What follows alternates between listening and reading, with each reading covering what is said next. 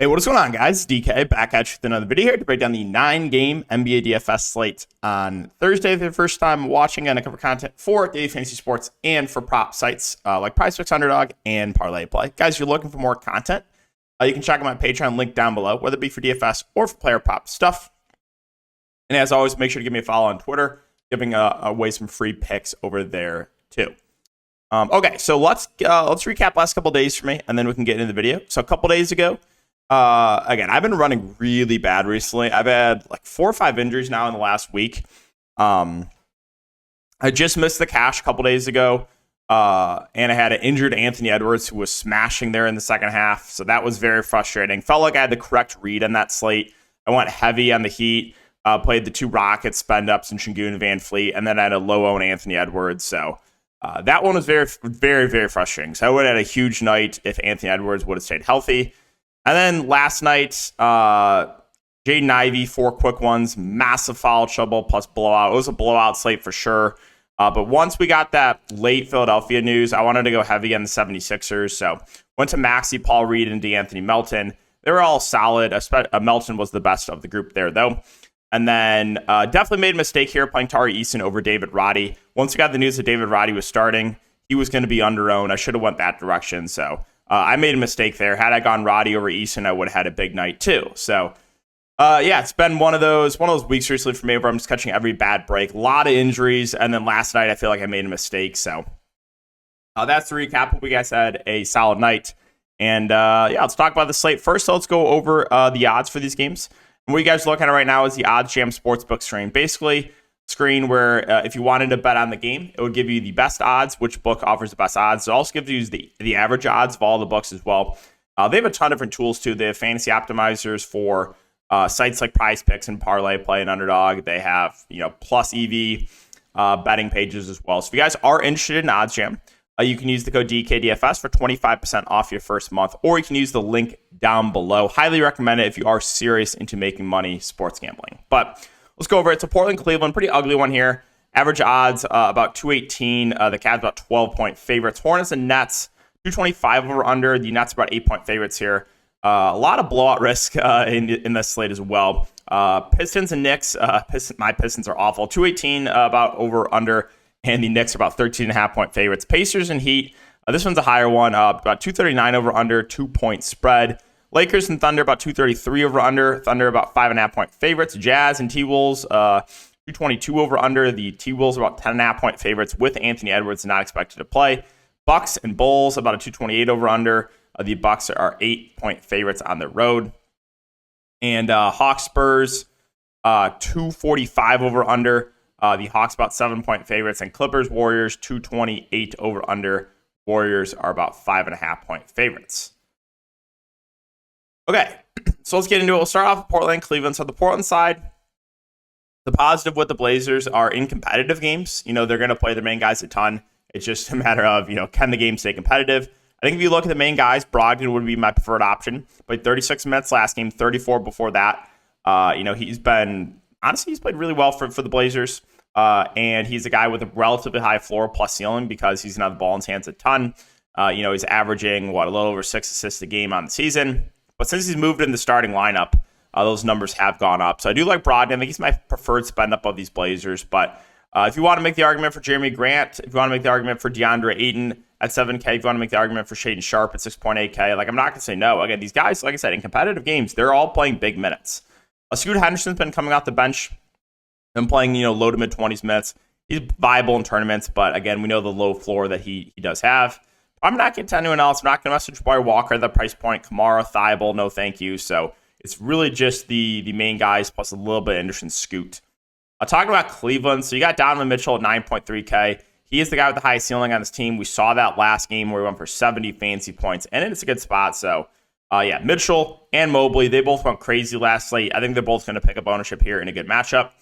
Other options, Darius Garland played 38 minutes last game. We know, again, he has a pretty high floor with the peripheral stats.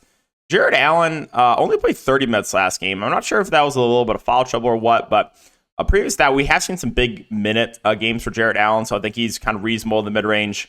And then you got Max Strus at 6.6. That feels priced about right. Not going to mess with LeVert or anyone else, though. So let's talk about Charlotte and Brooklyn. Charlotte, again, this is a bad team. We got no LaMelo Ball, no Nick Richards, and Brandon Miller is questionable. So if Brandon Miller is out, they could do a few different things. They could shift PJ Washington in the starting lineup, start a bigger lineup. They could throw someone like Maladon in there, Bryce McGowns. So we'll see. But as far as the top end guys go, Bridges and Rozier, these are the two that should run the offense. Again, last game was a massive blowout, but in competitive games, we know the Hornets have been giving their starters big minutes. So Rozier and Bridges, I like the ceiling on both. However, again, the price points have come up on both of them. Mark Williams, 6.7. He's been up and down, but a guy that has flashed that ceiling. So I do like his upside in GPPs. Gordon Hayward, 6.4, kind of indifferent on him. I think he would look a little bit better if there's no Brandon Miller, feel a little bit better about his minutes. PJ Washington's been playing the backup 5. And if there's no Brandon Miller, too, I think he would get a slight minutes bump. I don't really know if I mess with the value plays. I mean, Ish Smith, he's going to run some backup point. Maladon will be in the rotation, but yeah, I don't know if I can stomach that. So talking about Brooklyn, you do have Cam Thomas probable. Now, Cam Thomas has been out for about a month now, so I assume he's going to be on some sort of a limit, but that is one more body in the rotation here for Brooklyn. As far as the top end guys go, I think Dinwiddie's my preferred option here. He's just playing huge minutes right now, averaging close to 40 minutes a game over the last 4 games. Again, he has the ball in his hands a ton, and he's getting a lot of shots up, and this is a good matchup. So, yeah, Cam Thomas is back. He might lose a couple minutes, but I still think you're going to see mid-30s minutes from Dinwiddie. Mikal Bridges, 8.2, also should see big minutes. So the two main guys from the Nets in a good spot I like. I prefer Dinwiddie, I think, but it is close. And then Nick Claxton, his minutes have been a little bit up and down, but 32 and 37 minutes in 2 of the last 3 games. We know he's over a fantasy point per minute guy, and this is a dream spot. So I do like Claxton a good amount as well. Cam Johnson, minutes kind of been all over the place. Like in some competitive games, he's playing like high 30s minutes. Like last game wasn't foul trouble or anything. Only played 27 minutes. So weird the rotation here, Cam Johnson, but he is a guy that has shown that 40-plus fantasy point upside as well. No thank you on Lonnie Walker. Guys like Royce O'Neal and Jordan Finney-Smith should lose run with Cam Thomas back in. That's just one more body in the rotation. Got a couple outlier games for Royce O'Neal. I'll let the fish chase those. Not confident that's going to continue. So I think that's probably. You also have DSJ, questionable if he's back. That's one more body in the rotation. Let's talk about Detroit and New York. So Detroit got killed last night. They're probably going to get killed again tonight. If you think the game stays competitive, you can take shots on guys like Cade and Duran. But again, I have very little confidence this game can stay competitive. Stuart Thompson feels a little bit overpriced. Ivy's price is up. Again, he got in massive foul trouble last game, fouled out even in 19 minutes. Most of the time he's going to play low 30s minutes, and after he was massive chalk last night, probably no one's going to click him tonight. So you already know you're going to get the Ivy troll game tonight, and he's going to come out and smash. But yeah, I mean, the Pistons running pretty deep rotation right now. So let's talk about the Knicks. The Knicks, if you think the Pistons keep it competitive, I mean, I like Randall and Brunson a good amount. Randall just went for 60 fantasy points last game. Brunson had a quiet game, but before that, Brunson has flashed some big games as well. So I like the spot here a lot for the Knicks, Randall and Brunson especially. RJ Barrett at 6K, kind of indifferent on him. Again, if he's making his shots, we know this guy does have a ceiling. Mitchell Robinson, I think he blocked like 6 shots. Yeah, 6 blocks, 2 steals last game. 5.4K reasonable price point for him.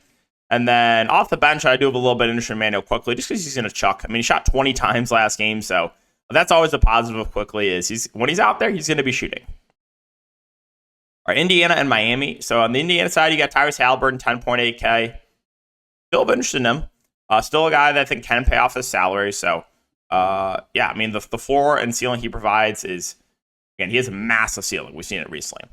Miles Turner, 7.4K. The minutes have been a little bit frustrating. He's foul prone, but still a guy with an upside.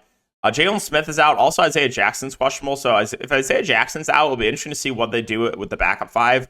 Do they try to go small and go like Obi Toppin as the backup 5? Or do they try to go to the rookie, Oscar? I don't know how to pronounce his name yet. I think he's played for UConn, I want to say.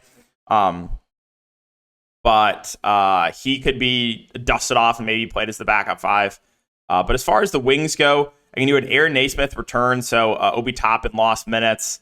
Probably can't get to either of those guys. We know the minutes on Mathurin have been all over the place. Buddy Hield's minutes ticked down a little bit.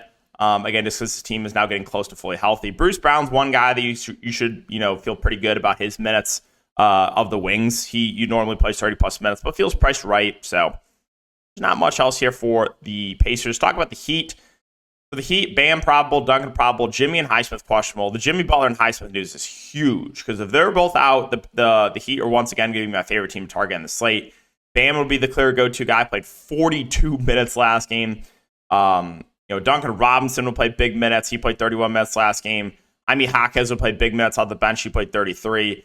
Lowry would be one of the main guys in offense. He had a huge game last game. Josh Richardson will play big minutes. He played 37 minutes last game. Caleb Martin would see good run off the bench. He still played mid-20s. Kevin Love started and saw solid minutes. He played 26 minutes. You saw a little bit of Jamal Cain even at 3.5K. He played 11 minutes. So there would be a lot to like here from the Heat. If there's no Jimmy Butler and there's no Haywood Highsmith, basically everyone in this rotation I would have interest in. If Jimmy Butler and Highsmith are in, then it's a little bit of a different story. I still think Jimmy would be a solid option 8-3. You could still consider guys like Jaquez and Duncan and Lowry, but they would just not look as good. Atlanta and San Antonio. So Atlanta, we know Jalen Johnson is out. But other than that, they look like to be fully healthy. Trae Young, DeJounte Murray in a super high total game. I like both guards. I like the ceiling more on Trae Young. But DeJounte at 8.2K is maybe easier to get in your lineup. It is a revenge game, too, if you guys are into that. DeJounte's been quiet recently, but we know he still can go for big games playing alongside Trae Young. Bogdanovich, Hunter, and Bey, these guys all have been seeing a little bit more run without Jalen Johnson. 30-plus minutes now the last couple games for Bogdanovich. DeAndre Hunter, again, dealt with foul trouble last game, but before that he played 40 minutes. Sadiq Bey dealt with foul trouble 2 games ago. Last game he played 32 in a blowout. So these wings all look better, obviously, without Jalen Johnson. And then Capella and Okongwu, they're splitting the center position again. They're going to go with the hot hand between the two, so both are fine. I think factoring in salary, I would give the edge to Capella since he's starting and they're close enough in salary. Let's talk about the Spurs. So the Spurs, we got Wembanyama, questionable. Could be his first game, I believe, that he would miss if he does not play. And Jeremy Sohan is probable. Now, if Wembanyama is out, they could do a lot of different things.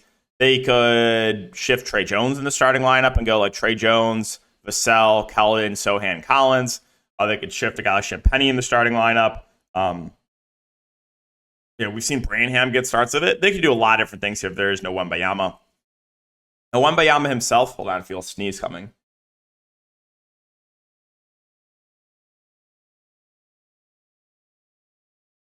Maybe not. Oh. I hate that feeling when you feel a sneeze coming and then doesn't come out. Ugh. All right, but Wembanyama. So, look at this. He went for 60 fantasy points in 25 minutes last game. 60. Wild. So the ceiling is clearly there in Wembanyama if he does play. So I would have interest in him if he plays. If he misses, though, it kind of makes everyone look better. Eldon Johnson, 7K, should see mid-30s minutes. Devin Vassell would look better. He would get more shots up.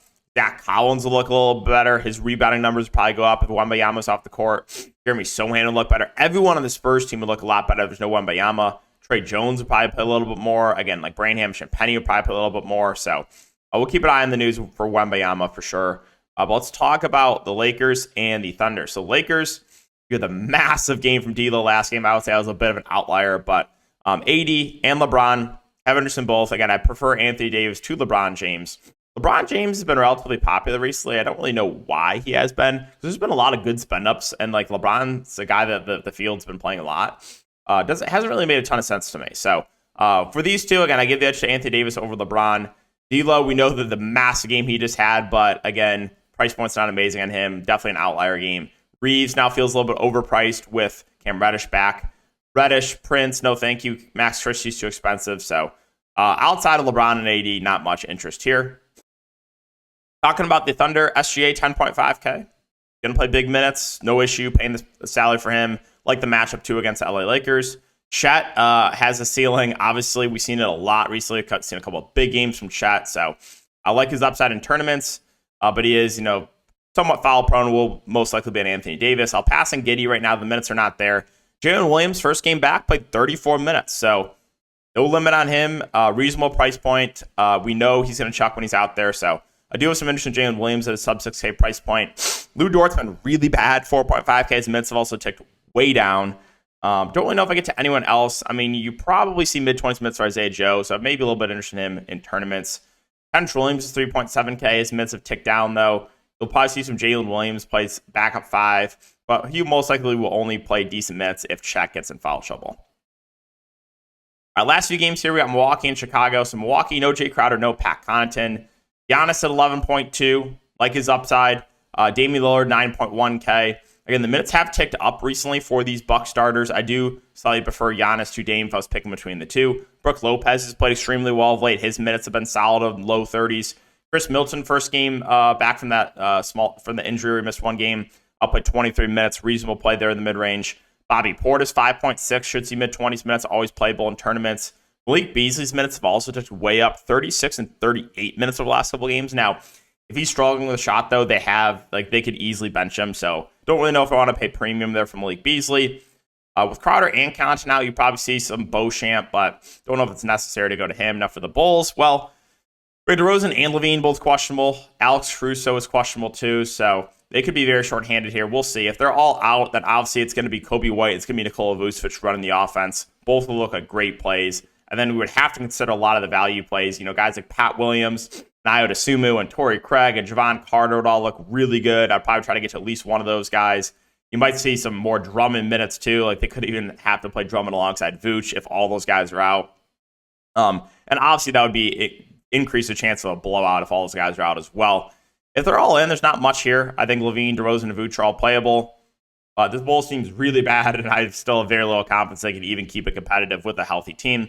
Utah and Minnesota. So Utah got destroyed last night against the awful Memphis Grizzlies. Now they go on the road in Minnesota. Still no Lauri Markkanen. Jordan Clarkson is the guy with the highest ceiling.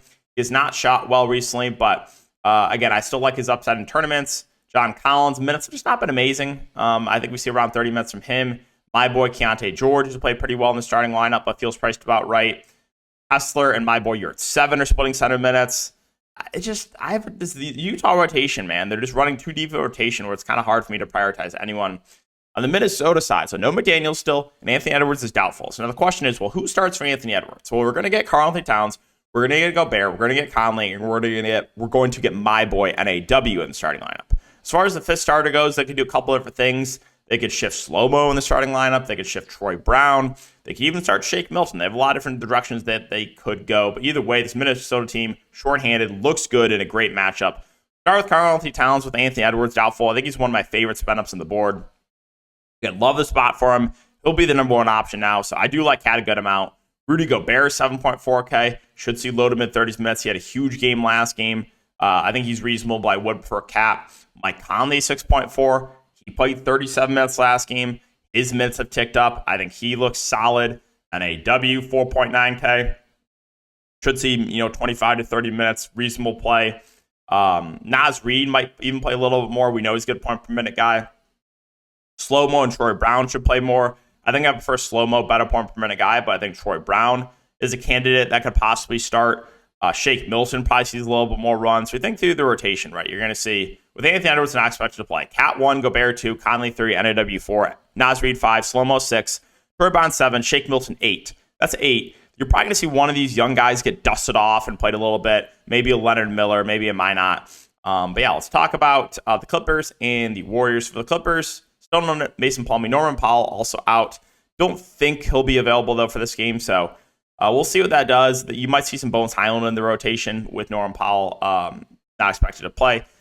Main guys, Paul George, Kawhi, James Harden, all solid options. The tricky part is, again, trying to figure out who it's going to be. It's been Paul George a lot recently. 2 games ago it was Kawhi, and even last game, I guess. And then last game especially was James Harden had a big game. So that's the tricky part. It's like trying to figure out which one's going to be. So all 3 of those main guys are in play. Westbrook, 7.7 is just too pricey for me. No thank you on him.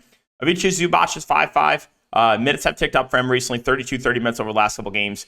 We know he's about a fancy point per minute guy, so I do have some interest in Zubac. Daniel Tice will back up Zubac. Most likely play whatever he does not play, but 17 minutes last game. Terrence Mann, 4.8, should see 30-ish minutes, reasonable value. With Norman Powell probably out, I think you do see a little bit of Bones Highland in the rotation. So he's a viable tournament play in my opinion. Let's finish up with the Warriors. Warriors, we got no Chris Paul, but again, the Warriors they just run such a deep rotation too. Steph Curry at the top, obviously always in play for tournaments. Gone for 50 plus now in the last 2 games. Draymond Green, 6.5K. Played 33 minutes last game, but feels priced right. Klay Thompson, 6.4, played 36 minutes. That was good to see. Bible and GPPs. We saw a big game from Wiggins finally as well. So, Golden State did play their guys a little bit more. Their main guys, at least, Wiggins and Klay. It'll be interesting to see if that trend continues. Looney, 5.5, kind of just indifferent on him, but he played 29 minutes. Dario Saric has played extremely well off the bench, but price point's not amazing on him. Podziemski should play a little bit more without Chris Paul, but the price point's already up on him. You'll see Kuminga in the rotation. You'll see Moses Moody in the rotation. With Gary Payton now, I think you even see some Kojo. Like, Steve Kerr never really condenses the rotation. If they're missing a couple guys, he's just going to dust off a couple guys in the end of the bench. All right, guys, so that'll wrap up the video. As always, if you do enjoy, make sure to like, subscribe, and hit the notification bell. See you guys.